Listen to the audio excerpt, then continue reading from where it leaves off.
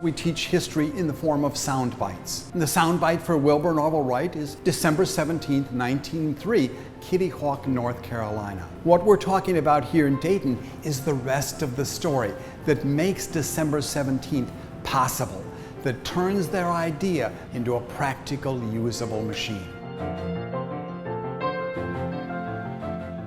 When you think about it, there's no other piece of technology that has transformed the world to the extent that the airplane has. In just over 115 years, we have gone from the Wrights' first flight of 12 seconds. We have flown to the moon and back, and today we have a machine that flies 28.5 times faster than the speed of sound. All of it begins right here in West Dayton, with two brothers who never gave up, who used their imagination, their creativity, and their determination to transform our world. My sister and I think, grew up like any other kids, but as we became adults, we slowly became aware of the significance of our family's history. My name is Stephen Wright. I'm the great-grandnephew of Wilbur and Orville Wright, better known as the Wright brothers. Wilbur and Orville Wright were just naturally very inquisitive individuals. They were what you might call today lifelong learners. They were just fascinated with just anything that came down the pike. When I look at their career, I think there are various moments in time when they're looking for a challenge, something to test their abilities against. Flight for these two was simply the latest in a series of challenges.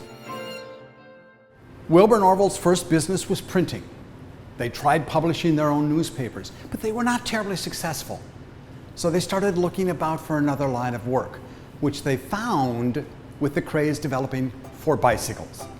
And it set the foundations for the revolution that they would launch with aviation.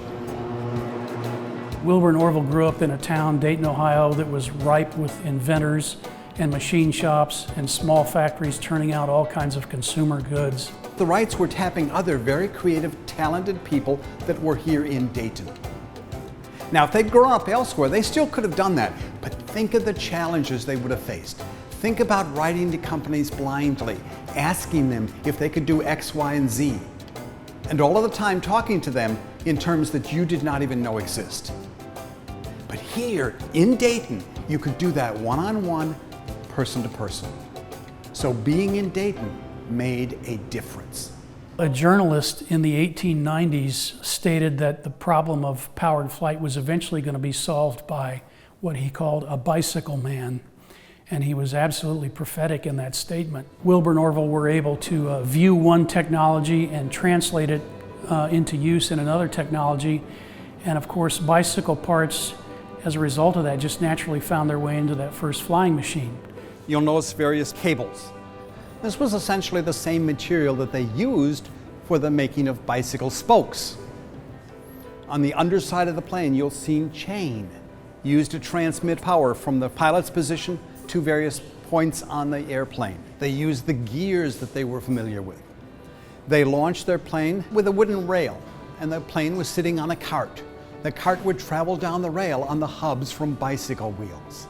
We're so proud that Wilbur and Orville Wright were a part of our family and that we're part of their family.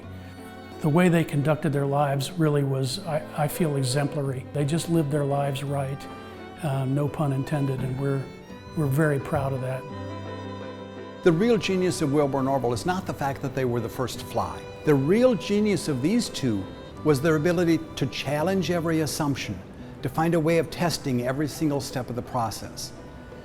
That's what set these two apart, allowed them to succeed where all of their competitors were coming up short.